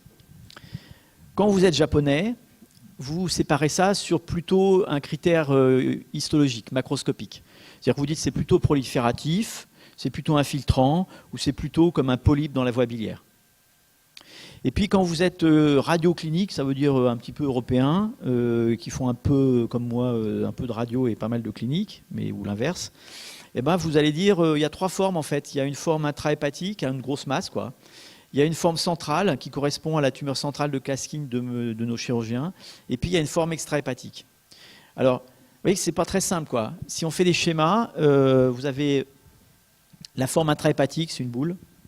Vous avez la forme infiltrante, et puis il y a une forme intracanalaire qui forme comme des petits polypes. Et si moi je veux schématiser ça, pour dire de façon simple les choses, vous avez la forme masse, c'est celle qui est à votre gauche là-bas, donc vous avez la voie biliaire, qui est prise dans une énorme masse, en général c'est gros, c'est pas la forme la plus fréquente. Vous avez la forme infiltrante, dite aussi péricanalaire, qui va en fait se développer le long de la voie biliaire et infiltrer la voie biliaire en suivant son chemin. C'est la forme la plus fréquente. Et vous avez la forme polypoïde qui forme une espèce de petit polype dans la voie biliaire, comme un polype adénomateux, et qui est la moins fréquente, mais de meilleur pronostic. Là, je vous ai mis 3 exemples au scanner. Vous avez ici une boule. Vous avez ici une forme infiltrante. Vous voyez que la paroi ici est infiltrée et un peu épaisse. Et puis ici, vous avez une masse dans la voie biliaire. Alors, comme je vous l'ai dit, la forme la plus fréquente, c'est le cholangiocarcinome hilaire. Donc, en général, ça touche cette maladie, la convergence des canaux biliaires. Donc, on peut trouver à ce niveau des formes infiltrantes, là encore la plus fréquente, mais il peut y avoir des formes polypoïdes à ce niveau-là. En général, et ça, il faut peut-être retenir ça, c'est que c'est une petite lésion. Vous voyez, la taille moyenne, au moment diagnostic, c'est entre 14 et 30 mm, quoi. Alors, 14 mm, c'est petit, hein. Donc, c'est souvent des gens qui ont entre 50 et 60, qui vont faire un ictère d'apparition progressive, plus ou moins. Alors, je vous ai mis angiocolite, cholangite bactérienne aiguë, s'il vous plaît, mais pour qu'on reste dans le connu. Et malheureusement, c'est encore un cancer de très mauvais pronostic, avec vous voyez, des survies à 1 an qui sont que de 80% si on fait une chirurgie. Et comme la plupart des malades ne sont pas opérés, ils sont tous morts à 5 ans. En gros, hein, pour résumer. Hein. Et quand vous l'opérez, de toute façon, ils font plus de 50% de complications graves. Donc je ne sais pas ce qu'il faut choisir. En tout cas, en imagerie, nous, ce qu'on va voir, c'est une dilatation des voies biliaires qui vont s'arrêter au niveau de la plaque hilaire sans qu'il y ait de calcul. Ben, a priori, vous toujours évoquez à ce moment-là la possibilité d'une tumeur de Klatskin, d'un cholangiocarcinome infiltrant. Alors parfois, on peut voir la masse, qui est souvent petite, qui épaissit un peu la paroi, mais ce n'est pas toute la voie biliaire qui a une paroi épaissie comme dans une cholangite, c'est juste localisé sur un petit segment, vous voyez 15 mm, 20 mm. Alors, clairement, l'écho, vous êtes un peu en difficulté. Hein. Donc, ce qu'on va vous demander, c'est dilaté. En intrahépatique, ce n'est pas dilaté en extrahépatique. Le canal cholédoque est normal. Donc, l'obstacle est au milieu. Je n'ai pas vu l'obstacle. J'envoie le malade en IRM. En gros, c'est ça hein, qu'il faut faire. Après, on fera un scanner pour le bilan d'extension, préopératoire et tout, mais en gros, c'est ça. Donc, voilà des exemples. Alors, il y a des fois, on a de la chance, hein, parce qu'on tombe sur un malade jeune, qui est bien échogène, on voit quelque chose, mais ce n'est pas la vraie vie. Hein. Je vous montre toujours les plus beaux, quoi. Puis les autres, on ne voit rien, on ne vous les montre pas parce qu'il n'y a rien à voir. Mais en pratique, c'est quand même souvent des fois ça. Donc les voies biliaires sont dilatées, et puis je tombe sur, au niveau de la plaque ilaire, vous voyez, une masse tissulaire là. Puis alors en plus, c'est beau, hein, j'arrive même à voir, vous voyez, la saillie de la tumeur dans la voie biliaire qui est occupée par la masse tissulaire. Vous voyez, je zoome, bon, il n'y a pas de Doppler à l'intérieur enregistrable, mais bon. Puis il y avait un petit ganglion qui me confortait sur le diagnostic d'une tumeur. Là, un autre exemple, vous avez ici des voies biliaires intrahépatiques gauche qui sont dilatées, vous voyez, avec la voie biliaire et la structure porte qui est de même calibre, donc ça, c'est pas normal. Et puis sur la plaque ilaire, j'ai une espèce de masse, vous voyez, où s'arrête la dilatation, une masse tissulaire. C'est pas un calcul, donc a priori, c'est une tumeur maligne. Voilà, alors après, vous voyez, on voit l'infiltration ici sur cette voie biliaire, là, avec l'aspect un peu irrégulier de la paroi. Ça, c'est la vue péropératoire. Alors évidemment, c'est plus facile, hein, parce que quand vous allez au bloc, vous pouvez dire au chirurgien, voilà, ça s'arrête là, l'infiltration, parce que vous êtes sur le foie et quasiment sur la voie biliaire. Donc voilà comment ça se présente. Vous voyez, l'infiltration tumorale, c'est ça. Et ça s'arrête là. Et l'autre côté, vous voyez, c'est ça, son infiltration tumorale. Alors un autre exemple, ici, vous avez la masse qui est plus grosse. Donc quand elle est plus grosse, on arrive à la voir, et on voit les voies biliaires qui vont s'arrêter dans la masse. D'accord ? Et en général, comme c'est une lésion qui évolue lentement, vous avez une atrophie de la zone du foie où c'est à commencer la maladie, qu'on voit mieux souvent en scanner, comme c'est le cas ici. Alors vous savez sûrement que en fait, l'IRM, c'est l'examen qui permet enfin pas la classification, qui permet au moins un bilan préopératoire d'opérabilité, et qui a une classification de 2 chirurgiens français qui sépare les maladies en 4 grades, du stade 1 le plus bénin, entre guillemets, enfin en tout cas le plus opérable, au stade 4 le plus grave. Alors, la deuxième forme de cholangiocarcinome intrahépatique, c'est ce qu'on appelle aussi le carcinome cholangiocellulaire. C'est une grosse masse, souvent découverte fortuite, mais pas toujours, dans un contexte parfois d'altération de l'état général, de douleur, de l'hypocondre, d'ictère, pas souvent, c'est tardif. Et c'est souvent des grosses masses, hein. Vraiment là, on ne les rate pas. Elles font, vous voyez, en moyenne entre 6 et 10 cm au moment du diagnostic. Donc là, si vous la ratez, il faut changer l'échographe. Évidemment, ce n'est pas votre formation, mais c'est la machine qui n'est pas bonne. Et donc, vous allez avoir quoi ? Une masse qui est souvent plutôt hyperéchogène, avec parfois un halo hypoéchogène, mais c'est une grosse masse, quoi. Et là, la forme masse, en gros, c'est comme c'est une masse qui est un petit peu rétractile. Parfois, ça rétracte un peu la capsule en regard. Il peut y avoir une dilatation des voies biliaires, mais c'est inconstant. Si vous injectez un produit de contraste, comme c'est une masse tissulaire, ça prend le contraste. Alors parfois très brutalement, puis ça se vide, parfois ça ne se vide pas. Alors, il n'y a qu'un diagnostic à retenir, c'est que, en gros, vous n'en ferez pas. Vous allez tomber sur une masse du foie. Le malade n'a pas forcément de contexte de cirrhose, donc, et même s'il y en a un d'ailleurs, c'est plus fréquent chez les cirrhotiques. Donc vous avez une masse et vous n'en ferez pas le diagnostic en imagerie. Et vous avez beau l'envoyer à l'IRM, à tout ce que vous voulez, il faut faire une biopsie. D'accord ? Donc vous avez une masse, et si vous dites que j'ai déjà vu la masse et qu'elle est grosse et que je ne sais pas ce que c'est, eh ben vous faites une biopsie, vous aurez rendu service à votre malade. Voilà un exemple. Vous voyez une masse qui est un peu hyperéchogène ici. Alors là, on a fait un contraste, hein, mais on n'a pas beaucoup plus avancé. Vous voyez, ça prend le contraste au temps artériel. Et puis quand j'attends 2 minutes, là, ou je ne sais plus, j'arrive pas à voir, mais plusieurs minutes, vous avez ici un espèce de wash-out, ça se vide. Au scanner, ce qui est assez évocateur de cholangiocarcinome, c'est ce rehaussement périphérique tardif, là, et qu'on observe au temps artériel, puis qui se rehausse ensuite tardivement. Ça, c'est évocateur de tumeur fibreuse. C'est évocateur, mais ce n'est pas spécifique. Donc ces lésions, elles sont biopsiées. Donc ce qu'on vous demande, c'est juste de faire le diagnostic d'une masse dans le foie, et après, on la biopsie. Voilà un autre exemple qui ne se rehaussait pas du tout. Vous voyez, on injecte, ça ne se rehausse pas. C'est un cholangiocarcinome quand même. Donc voilà. Ça, c'est un autre exemple avec la petite rétraction capsulaire. Celle-là, elle ne se rehausse pas non plus. Et puis sur la pièce opératoire, vous voyez, il y avait une masse ici. Et puis sur la pièce, on a la surprise de trouver une forme infiltrante aussi, associée. Donc c'est des lésions qui peuvent très bien être associées à des formes infiltrantes. Et l'inverse est vrai. Bon, alors on avait ma liste. On n'en a fait qu'une. Hein. On est mal. Alors, il nous reste tous les autres. Alors, bon, on va quand même dire un mot sur les tumeurs bénignes des voies biliaires. Alors, la tumeur bénigne des voies biliaires, ça a changé la nomenclature.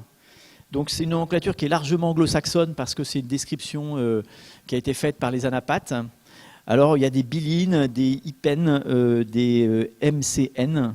Bon, j'ai fait une traduction comme je pouvais. En gros, c'est rare. Et de toute façon, c'est un diagnostic anapathe.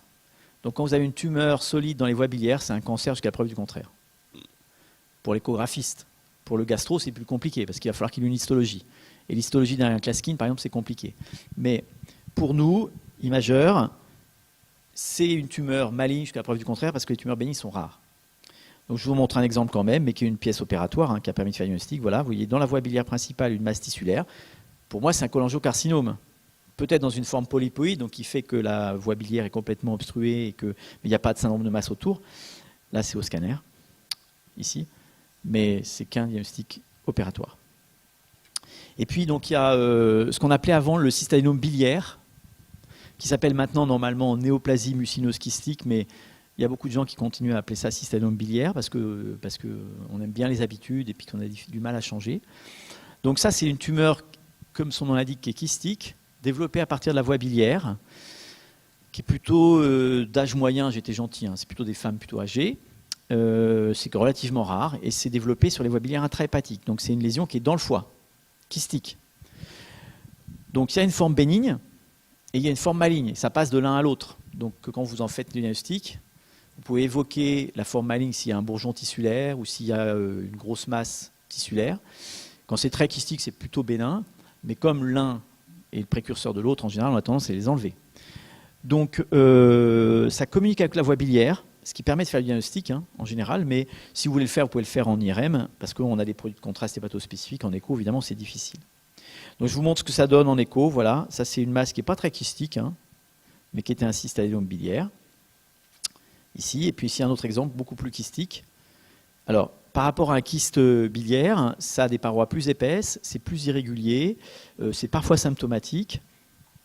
Et quand je vais injecter un produit de contraste, les parois prennent le contraste, en écho ou au scanner. Et ça communique avec les voies biliaires, contrairement au kyste biliaire. Donc voilà une forme au scanner. Ici un autre cas, et vous voyez qu'ici il y a un petit bouchon charnu, ça ressemble à un énorme kyste, hein. Sauf que vous voyez que la paroi est un peu épaisse, pour un kyste biliaire simple, et puis il y a un bourgeon charnu dedans. C'est ça là. Et bien à partir du moment où il y a un bourgeon charnu dedans, c'est a priori une forme dégénérée, et donc il faut l'enlever. Voilà un autre exemple où vous avez une forme assez volumineuse encore une fois, avec une prise de contraste que vous voyez en blanc, c'est après injection de gadolinium, hein, des parois. Et ça, c'est une reconstruction T2 type biliaire. Vous voyez l'aspect un peu irrégulier, peut-être des bourgeons charnus ou de la mucine sèche ici, je ne sais pas. En tout cas, quand c'est gros, quand ça prend le contraste comme ça, et souvent c'est symptomatique, ces patients vont être opérés. Alors ma petite liste, on va oublier post-opératoire et iatrogène dans les voies biliaires. Le cancer du pancréas, bon, je ne vais pas vous faire un cours sur le cancer du pancréas. Il ne faut juste pas oublier que quand vous explorez les voies biliaires, elles s'abouchent dans le duodénum en passant à côté du pancréas. Donc votre dilatation, il faut la chercher tant que vous la voyez, parfois jusque dans le pancréas. Donc ici, vous voyez que vous avez une dilatation assez importante et vous tombez sur une masse hypoéchogène, ici, qui est située dans la tête du pancréas, avec une dilatation des voies biliaires au-dessus. Voilà une autre vue, vous voyez, on voit là le canal cholédoque, la masse. C'est un cancer du pancréas jusqu'à la preuve du contraire. D'accord ? Donc ce n'est pas interdit d'aller voir en bas. Voilà un autre exemple avec ici du sludge, qui est bien un signe de stase et de cholestase. Ici, une petite dilatation des voies biliaires intrahépatiques. Je vois le canal cholédoque, c'est toujours dilaté, donc je continue à descendre jusqu'à temps que je vois l'obstacle. Et quand je descends, vous voyez, mon canal cholédoque, je tombe sur cette masse infiltrante, là, mal limitée, qui est située au niveau du pancréas. Il y a des ganglions autour. Et le pancréas résiduel, vous voyez, la masse est là. Hein. Le pancréas résiduel est tout petit avec une dilatation du canal pancréatique principal. C'est un cancer du pancréas. En écho, c'est faisable. Bien. Donc, sur ce chapitre, vous voyez, qui était un grand truc, mais on a essayé de résumer à ce qui est important de retenir, parce qu'autrement, on ne retient rien. La question, quand vous avez des anomalies des voies biliaires, c'est est-ce qu'il y a une cholestase, oui ou non? D'accord? Donc, il faut regarder les pupilles du mouse malade, et éventuellement faire une prise de sang où vous allez la voir. Le premier examen, c'est comme pour la vésicule, c'est l'échographie. Donc n'envoyez pas les malades au scanner parce que ça ne sert à rien. Et sur l'écho, votre question, c'est est-ce que mes voies biliaires sont dilatées? Oui, non. Vous avez retenu, hein, c'est 10 mm le canal cholédoque. C'est pas trop dur à retenir ça, à peu près. Et en intrahépatique, vous regardez par rapport à la structure porte. S'il y a une cholestase extrahépatique, eh ben, où est l'obstacle? Et là, le meilleur examen, ça reste l'IRM en non-invasif, et après l'échandoscopie en semi-invasif, on va dire.